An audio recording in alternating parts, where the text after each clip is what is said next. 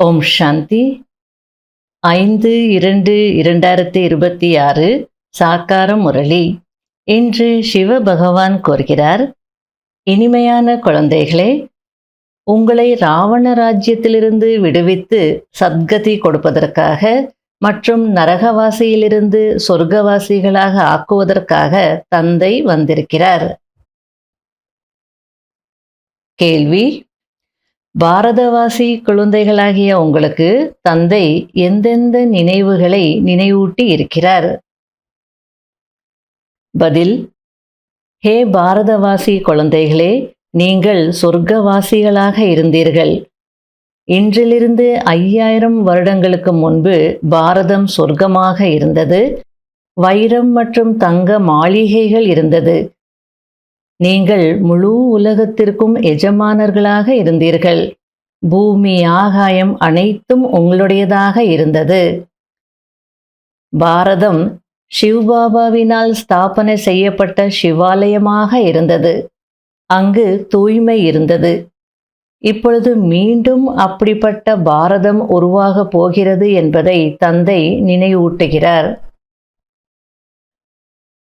முரளியின் பாடல்: கண்ணில்லாதவர்களுக்கு வழிகாட்டுங்கள் பிரபுவே. ஓம் சாந்தி.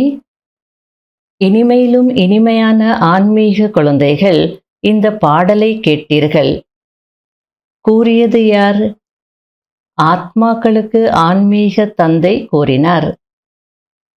ஆக ஆன்மீக குழந்தைகள் ஆன்மீக தந்தையே ஹே பாபா என்று சொன்னீர்கள். அவர் ஈஸ்வரன் என்றும் சொல்லப்படுகிறார், தந்தை என்றும் சொல்லப்படுகிறார். எந்த தந்தை? பரம தந்தை. ஏனென்றால் 2 தந்தைகள் இருக்கிறார்கள்.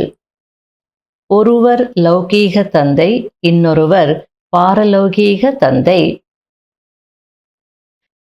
லௌகீக தந்தையின் குழந்தைகள் பாரலௌகீக தந்தையை ஹே பாபா என்று அழைக்கிறார்கள். சரி, தந்தையின் பெயர் என்ன? சிவன். அவர் நிராகாரமானவர், பூஜைக்குரியவர். அவர்தான் பரம்பிதா என்று சொல்லப்படுகிறார். மற்றபடி லௌகீக தந்தையை சுப்ரீம் என்று சொல்வதில்லை. உயர்ந்ததிலும் உயர்ந்தவர், அனைத்து ஆத்மாக்களுக்கும் தந்தையாக இருப்பவர் ஒரே ஒருவர்தான். அனைத்து ஜீவாத்மாக்களும் அந்த தந்தையை தான் நினைவு செய்கிறார்கள். ஆனால் நம்முடைய தந்தை யார் என்பதை ஆத்மாக்கள் மறந்துவிட்டார்கள். ஆகையால்தான் கண்ணில்லாதவர்களுக்கு கண் கொடுங்கள், அப்பொழுது நாங்கள் எங்களுடைய தந்தையை அறிந்து கொள்வோம் என்று அழைக்கிறார்கள். இப்பொழுது பாரதவாசிகள் சுயம் அவர்களே, நாங்கள் தூய்மையற்றவர்களாக இருக்கிறோம். தூய்மையற்ற எங்களை தூய்மையாக்கக்கூடிய தந்தையே வாருங்கள், வந்து எங்களை துக்கத்திலிருந்து, ராவண ராஜ்யத்திலிருந்து விடுவியுங்கள் என்கிறார்கள். தந்தை வந்துதான் அனைவரையும் விடுவிக்கிறார். இப்பொழுது நரகவாசிகளின் நிலை எப்படி இருக்கிறது என்பதை பார்த்து கொண்டிருக்கிறீர்கள் அல்லவா? இதற்குதான் நரகம், அசுர உலகம் என்று சொல்லப்படுகிறது. இதே பாரதம்தான் தேவி தேவதைகள் வாழ்ந்த உலகமாக இருந்தது. உண்மையில் நீங்கள் சாந்தி தாமத்தில் வசிக்கக்கூடியவர்கள். நீங்கள் இங்கு பாகத்தை நடிக்க வந்தீர்கள். 84 பிறவிகளுக்கான பாகத்தை நடித்து விட்டீர்கள் என்பதை தந்தை புரிய வைக்கிறார். புனர்ஜென்மம் கண்டிப்பாக எடுக்க வேண்டி இருக்கிறதல்லவா? இப்பொழுது எல்லையற்ற தந்தை குழந்தைகளாகிய உங்களுக்கு எல்லையற்ற ஆஸ்தி கொடுப்பதற்காக வந்திருக்கிறார். மற்ற சத்சங்கங்களில் மனிதர்கள் மனிதர்களுக்கு பக்தி மார்க்கத்தின் விஷயங்களை சொல்கிறார்கள். இப்பொழுது இது காரிருள் நிறைந்த இரவாக இருக்கிறது. சிவ ஜெயந்தி மற்றும் சிவராத்திரி என்ற 2 வார்த்தைகளையும் பயன்படுத்தப்படுகிறது. சிவ்பாபா எப்பொழுது வருகிறார்? இரவு ஏற்படும் போது. அதாவது பாரதவாசிகள் காரிருளில் வந்துவிடும் போது தந்தை வருகிறார். நான் வந்து உங்களுக்கு பிரம்மாவின் மூலம் யதார்த்தமான ஞானம் கூறுகிறேன் என்று தந்தை கூறுகிறார். பாரதம்தான் அனைத்தையும் விட உயர்ந்ததிலும் உயர்ந்த கண்டம். உண்மையில் இது அனைவருடைய தீர்த்த ஸ்தலம் ஆகும். ஏனென்றால் பதித பாவனர் தந்தையின் ஜன்மஸ்தானமாக இருக்கிறது. பதித பாவனர் தந்தை வரக்கூடிய இடம் அப்படின்னு சொல்லும் போது இது அனைவருடைய தீர்த்த ஸ்தலம். நீங்கள் எவ்வளவு செல்வந்தர்களாக இருந்தீர்கள், உங்களுக்கு கிடைப்பது போன்ற சுகம் வேறு யாருக்கும் கிடைக்க முடியாது என்று தந்தை கூறுகிறார். நீங்கள் முழு உலகத்திற்கும் எஜமானர்களாக இருந்தீர்கள். பூமி, ஆகாயம் அனைத்தும் உங்களுடையதாக இருந்தது. அப்படின்னா எந்த பார்ட்டிஷனும் இல்லாம இருந்தது. இப்போ கடல்லையும் என்ன இருக்கு, ஒரு எல்லை இருக்கு. ஆகாயத்திலையும் எல்லை போட்டு வச்சிருக்காங்க. அந்த எல்லை தாண்டி ஒரு நாட்டிலேருந்து இன்னொரு நாட்டுக்கு போயிட்டாங்கன்னா சிறை பிடிச்சிடுவாங்க. ஆனா சத்தியுகத்துல அப்படி இல்லை. பூமி, ஆகாயம் எல்லாமே உங்களுடையதாக இருந்தது அப்படின்னு சொல்றார். பாரதம் சிவபாபாவினால் ஸ்தாபனை செய்யப்பட்ட சிவாலயமாக இருந்தது என்று தந்தை நினைவுபடுத்துகிறார். இந்த ஞானம் எந்த மனிதனிடமும் இல்லை. பரம்பிதா பரமாத்மா தான் ஞான கடலாக இருக்கிறார். அவர்தான் உங்களுக்கு இந்த ஆன்மீக ஞானம் கொடுக்கிறார். மனிதனிலிருந்து தேவதையாக, அதாவது தூய்மையற்ற நிலையிலிருந்து தூய்மை ஆகுவதற்காக தான் நீங்கள் இங்கு வருகிறீர்கள். ஒரே ஒரு தந்தை வந்து ஆத்மாக்களுக்கு ராஜ யோகம் கற்பிக்கிறார். என்னை நினைவு செய்தால் நீங்கள் தூய்மையாகி விடுவீர்கள் என்று தந்தை கூறுகிறார். எந்த தேகதாரியையும் நினைவு செய்யாதீர்கள். இப்பொழுது இது மரண உலகத்தின் கடைசியாகும். அமரலோகம் ஸ்தாபனை ஆகிக் கொண்டிருக்கிறது. நீங்கள் இப்பொழுது குழந்தைகள் என்று தந்தை கூறுகிறார். நீங்கள் தந்தையிடம் ராஜயோகம் கற்றுக்கொண்டிருக்கிறீர்கள். ராஜ்யம் ஸ்தாபனை ஆகிக் கொண்டிருக்கிறது. பிரஜைகள் அதிகமாக உருவாகுவார்கள். கோடியில் சிலர்தான் ராஜாவாக ஆகுவார்கள். மலர்கள் நிறைந்த பூந்தோட்டம் என்று சத்தியுகத்திற்கு சொல்லப்படுகிறது. இப்பொழுது முட்கள் நிறைந்த காடாக இருக்கிறது. சத்தியுகத்தில் கர்மம் அக்கர்மமாக இருக்கும். அங்கு விகர்மம் இருக்காது. அது புண்ணியாத்மாக்களின் உலகம். அக்கர்மம் அப்படின்னா நியூட்ரல். அங்க கர்ம செய்வாங்க, ஆக்ஷன்ஸ் இருக்கும். ஆனா அந்த ஆக்ஷன்ஸ் எப்படி இருக்கும்? நியூட்ரலாக இருக்கும். அப்படின்னா சுக துக்கத்தினுடைய பிரபாவம் எதுவுமே இருக்காது. சுகஸ்வரூபர்களாக இருப்பாங்க. சுக துக்கத்தின் பிரபாவம் அப்படின்னா இன்றைக்கு சுகம் நாளைக்கு துக்கம், அந்த மாதிரியான நிலை இருக்காது. சுக்கர்மம் செய்தா சுகம், விகர்மம் செய்தா துக்கம். அங்கு சுக்கர்மாவும் செய்ய மாட்டாங்க, விகர்மாவும் செய்ய மாட்டாங்க. ஆத்ம உணர்வுல இருப்பாங்க. அதுக்கு தான் பேரு அக்கர்மம்.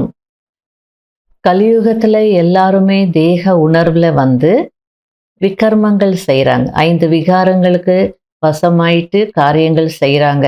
ஆகையால துன்பத்தை அனுபவிக்கிறாங்க. சங்கம யுகத்துல மட்டும்தான் நமக்கு சுக துக்கத்தின் நாலேஜ் இருக்கு. ஆத்மாவனுடைய நாலேஜும் இருக்கும், பாபாவுடைய நாலேஜும் இருக்கும். ஆகையால நம்மளால சுகர்மா செய்ய முடியும். சத்தியுகத்துல ஏன் சுகர்மா நடக்காது அப்படின்னா அங்க தந்தை பற்றி யாருக்குமே தெரியாதே. ஆத்ம உணர்வுல இருப்பாங்க, அவ்வளவுதான். ஆகையால பாபா சத்தியுகத்துல கர்மம் அக்கர்மமாக இருக்கும் அப்படின்னு சொல்றார். இவை அனைத்தும் புரிந்து கொள்ள வேண்டிய மற்றும் புரிய வைக்க வேண்டிய விஷயங்கள் ஆகும்.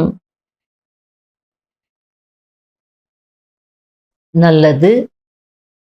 இனிமையிலும் இனிமையான தேடி கண்டெடுக்கப்பட்ட செல்ல குழந்தைகளுக்கு மாத்பிதா பாப் தாதாவின் அன்பு நினைவுகள் மற்றும் குட் மார்னிங். ஆன்மீக குழந்தைகளுக்கு ஆன்மீக தந்தையின் நமஸ்காரம். கடைபிடிக்க வேண்டிய முக்கியமான சாராம்சம். முதல் பாயிண்ட், முள்ளிலிருந்து மலராகி மலர்கள் நிறைந்த பூந்தோட்டத்தை உருவாக்கக்கூடிய சேவை செய்ய வேண்டும். எந்த ஒரு கெட்ட காரியமும் செய்யக்கூடாது. இரண்டாவது பாயிண்ட், ஆன்மீக ஞானம் எதை தந்தையிடமிருந்து கேட்டீர்களோ அதை அனைவருக்கும் சொல்ல வேண்டும். ஆத்ம அபிமானி ஆகுவதற்கான முயற்சி செய்ய வேண்டும். ஒரு தந்தையை மட்டுமே நினைவு செய்ய வேண்டும், எந்த தேகதாரியையும் அல்ல. வரதானம், இகழ் புகழ் வெற்றி தோல்வி இவற்றில் சமமான மனநிலையில் இருக்கக்கூடிய தந்தைக்கு சமமாக நிரம்பியவர் மற்றும் முழுமையானவர் ஆகுங்கள். எப்பொழுது ஆத்மா தன்னுடைய நிரம்பிய மற்றும் முழுமையான நிலையை அடைந்து விடுகிறதோ அப்பொழுது இகழ் புகழ் வெற்றி தோல்வி சுகம் துக்கம் என அனைத்திலும் சமமான நிலை இருக்கும். துக்கத்திலும் கூட முகம் மற்றும் நெற்றியில் துக்கத்தின் அலைகளுக்கு பதிலாக சுகம் மற்றும் மகிழ்ச்சியின் அலைகள் தென்படும். இகழ்ச்சியை கேட்டுக்கொண்டே கூட இது இகழ்ச்சி அல்ல, சம்பூர்ண நிலையை பரிபக்குவமாக்குவதற்கான மகிமைக்கு தகுதியான வார்த்தை என்ற சமமான நிலை இருக்கும். இப்படிப்பட்டவர்களை தான் தந்தைக்கு சமமானவர் என்று சொல்ல முடியும். உள்ளுணர்வில் கொஞ்சம் கூட இவர் எதிரி, இவர் நிந்தனை செய்யக்கூடியவர், இவர் மகிமை செய்யக்கூடியவர் என்று வரக்கூடாது. அதாவது நிறைய பேருக்கு தந்தைக்கு சமமான நிலை அப்படின்னா என்ன அப்படின்ற அந்த கேள்வி இருக்கும். அதுக்கு நிறைய விஷயங்கள் இருக்கு. இன்றைக்கு பாபா மிகவும் அழகாக இவ்வளோதான், இப்படி இருந்தாலே நீங்க தந்தைக்கு சமமானவர் அப்படின்றது புரிய வச்சிட்டார். இகழ் புகழ் வெற்றி தோல்வி சுகம் துக்கம் அனைத்திலும் சமமான நிலை இருக்கணும். யாராவது இகழ்ந்துட்டு இருக்கிறாங்கன்னா அப்போ கூட அவங்க எப்படி இருப்பாங்க அப்படின்னா, இது இகழ்ச்சி இல்லை, என்னுடைய சம்பூர்ண நிலையை பரிபக்குவமாக்குவதற்கான மகிமைக்கான வார்த்தை அப்படின்னு எடுத்துப்பாங்க. உள்ளுணர்வுல கொஞ்சம் கூட இவங்க எதிரி, இவங்க நிந்தனை செய்ய, இவங்க மகிமை செய்கிறவங்க அப்படின்றது வரவே வராது. இப்படி இருந்தால் அவங்க தான் தந்தைக்கு சமமானவர்கள் அப்படின்னு சொல்றார். ஸ்லோகன், நிரந்தர யோக பயிற்சியில் கவனம் கொடுங்கள், அப்போது முதல் டிவிஷனில் நம்பர் கிடைத்துவிடும். அவ்யக்த சமிகை, பிராமண பரிவாரத்தின் சிறப்பு அநேகர் இருந்தாலும் கூட ஒன்று என்று இருப்பது. உங்களுடைய அனைத்து சேவை நிலையங்களின் அதிர்வலைகள் எப்படிப்பட்டதாக இருக்க வேண்டும் என்றால், இவர்கள் அநேகர் அல்ல, ஒருவராக இருக்கிறார்கள் என்று அனைவரும் உணர வேண்டும். உங்களுடைய ஒற்றுமையின் அதிர்வலைகள் முழு உலகத்திலும் ஒரு தர்மத்தை ஒரு ராஜ்யத்தை ஸ்தாபனை செய்யும். எனவே விசேஷமான கவனம் கொடுத்து வேற்றுமையை நீக்கி ஒற்றுமையை நிலையானதாக ஆக்குங்கள். ஓம் சாந்தி.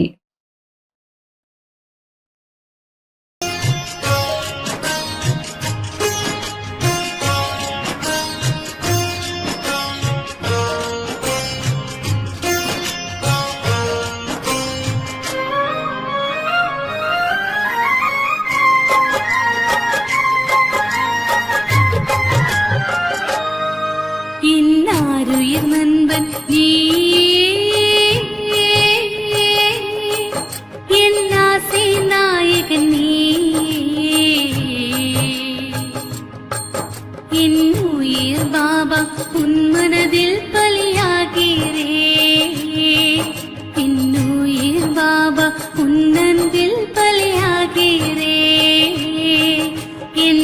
இன்னாருயிர் நண்பன் நீயே.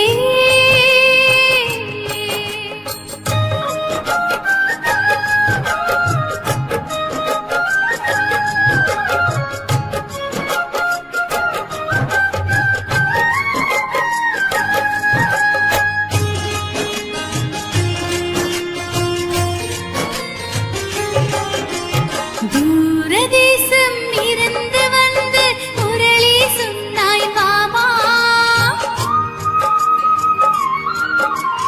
தூங்கியிருந்த உயிர்களுக்கெல்லாம் நிம்மதி தந்தாய் மாமா. தூரதேசம் இருந்து வந்து முரளி சொன்னாய் மாமா. தூங்கியிருந்த உயிர்களுக்கெல்லாம் நிம்மதி தந்தாய் மாமா. பாபா என்னும் பெயரில் மந்திரத்தான் இருக்கிறது. மாயா என்னும் பேரே மதுவே அழிகிறது.